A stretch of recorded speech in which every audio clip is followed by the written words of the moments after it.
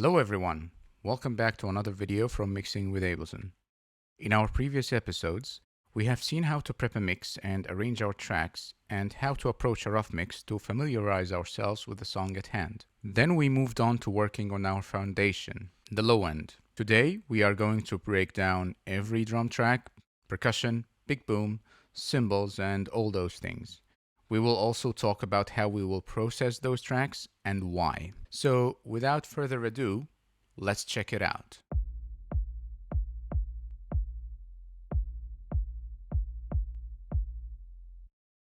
Remember, this is where we stopped the last time. You can hear clearly we have a fat punchy low end. Let's keep an open mind as we might adjust later. Next up we have is the snare. So let's unmute my snare augs and let's see what we have.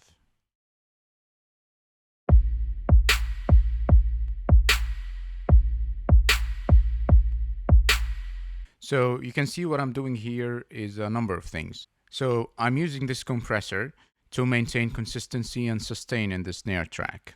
So let me show you without the compressor on.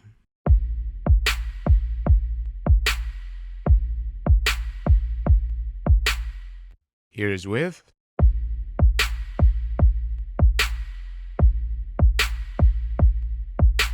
I'm using a rate of 4:1 at a 5 millisecond attack and a 50 millisecond release so we can hear the next hit. Also note that I'm using it on RMS mode, which works on the average loudness rather than the peaks. Next up, what I have here is my EQ. This is just to bring the top end of the snare. I'm rolling off everything below 80 Hz. I'm just bringing in the top end of the snare.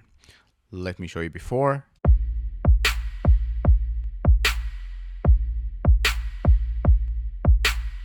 After.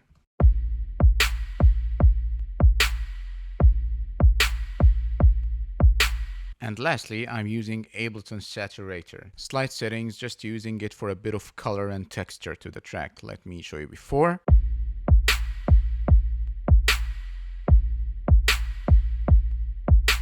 After.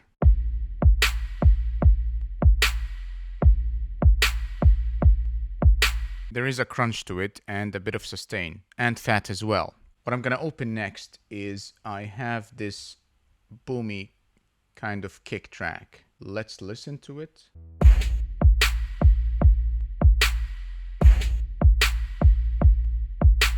I felt that this boom is a little bit weak and really dry.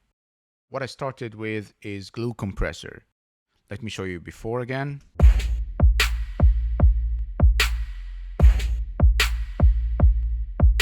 After.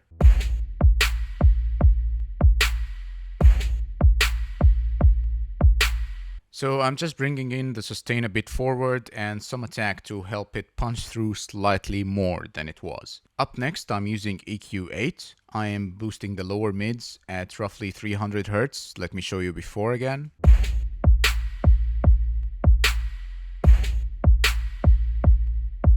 After.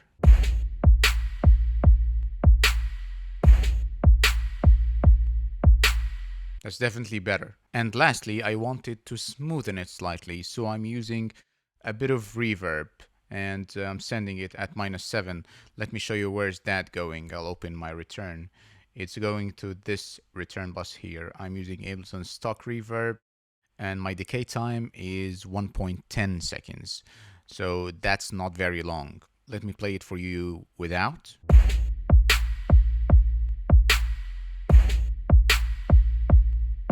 With.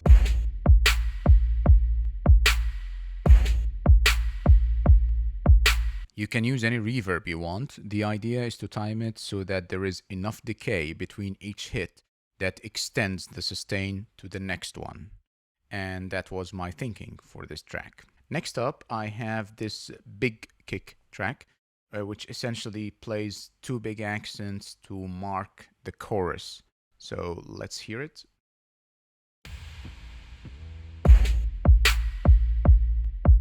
So I'm using UAD's LA2A Legacy. I'm using a peak reduction of 35 and my gain is at 40. So pretty subtle settings. So let's play it before.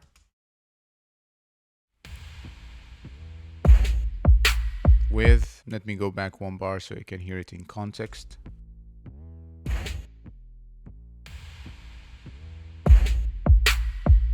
Really subtle. We just want to make sure that it comes forward in the drum mix. And again, to smoothen it slightly, I'm using the same room reverb I've used on the kick blow track, very similar to the previous one. Let me show you again before.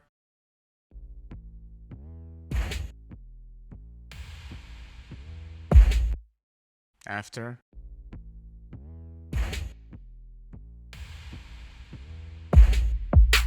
Next up, from the percussions, let's unmute the tambourine.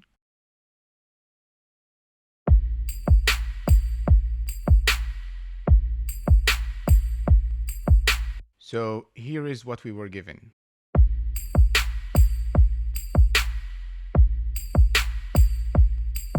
My go-to approach for tambourines, shakers, and those kind of things are very similar. I tend to parallel compress, which makes it sit better in the mix. You can see here I'm sending it slightly to my parallel bus. Let me show you what it's on. You can see here I have my utility plugin, which takes the gain down a little bit at -6, and my compressor is at 2:1 rate. Very short attack and slightly mid to longer release. I'm using peak mode here rather than RMS mode. So that's where it's going. So for a natural tambourine vibe, here I'm using Ableton stock auto pan at a quarter note pulse. You can use an LFO tool for this if you want. Let me show you before.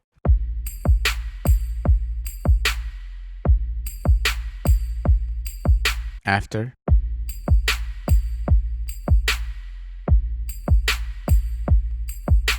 It gives it that pulsing feel. It's really subtle, but definitely better. I'm also going to dull it slightly using this EQ at 15K. So it's really subtle, but it's much better with, as we show you before.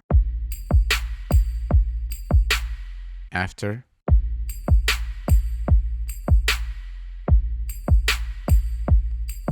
Much better. Next up, we have the claps.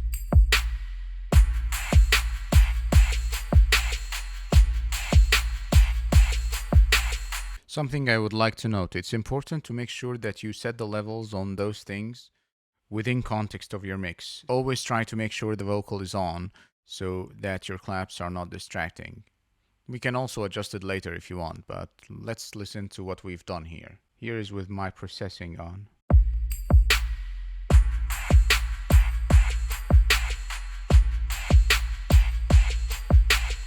They were a bit pokey on cutting through too much, so I am pulling the brightness a little bit and focused it in the higher mids and pushed it forward with the compressor and also adding some body to it.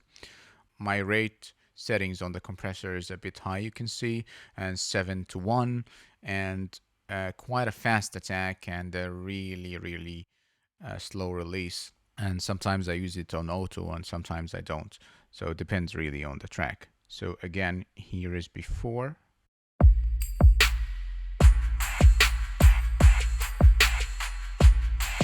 After.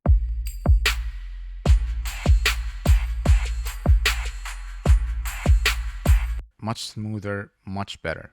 Here is without my EQ.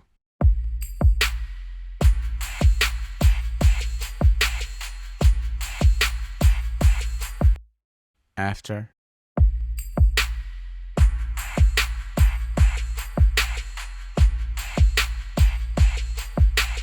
Much better. Up next is our snap track. Let's listen to it.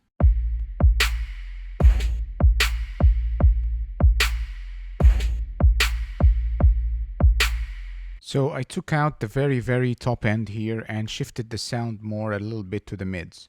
So let's hear it with the EQ on. Again, here is without my EQ.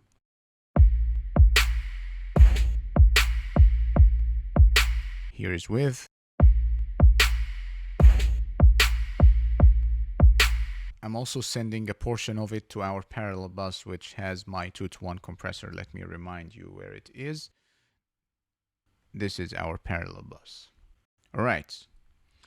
Next up, we have our hi-hats, which is obviously an important part in a hip-hop track. Let's listen to it.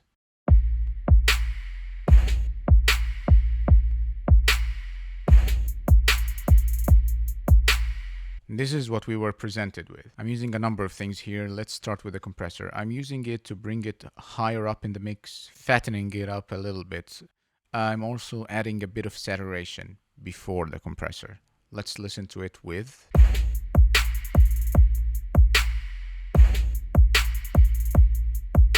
I'm compressing it on a high rate, as you can see, and triggering it from my kick aux, which really pushes it down at the first few milliseconds of attack when it plays. Let's hear it without again. Here's with.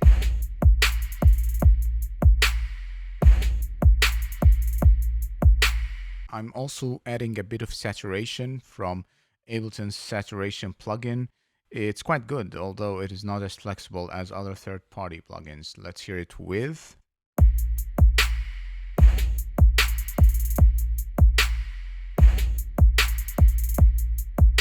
You can hear it's adding a little bit fatness to it and makes it cut through in the mix. Again, before.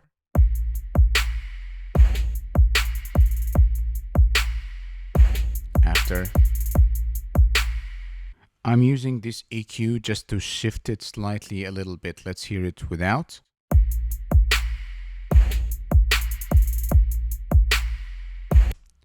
Here is with.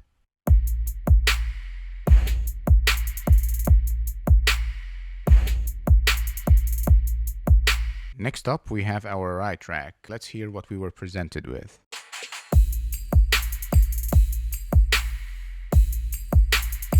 So I'm using this EQ to roll up what we don't need here. So I'm cutting off at 120 Hertz and pushing it a little bit into the higher mids. Glue here is to give it that slight pulsing effect, which is more like an LFO and makes it more exciting in the mix. Let's hear it with our processing in.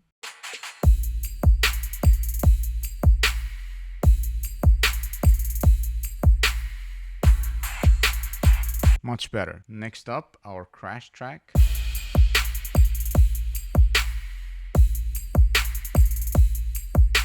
Quite a standard one. I am just adding here some width using the utility plugin, just 15% and not too much. Here is with.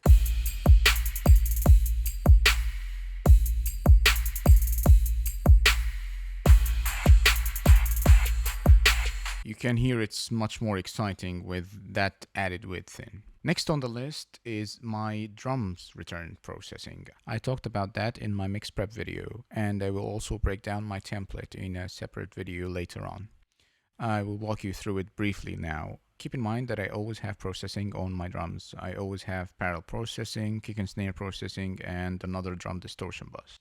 Let me open my returns real quick. So you can see that my kick and snare auxes go straight into my KS return. I sometimes feed different tracks to my drum distortion return, which is my third one here. It has a bit of saturation, an overdrive, a compressor, and an EQ rolled off at 5.4K. So those are my drums.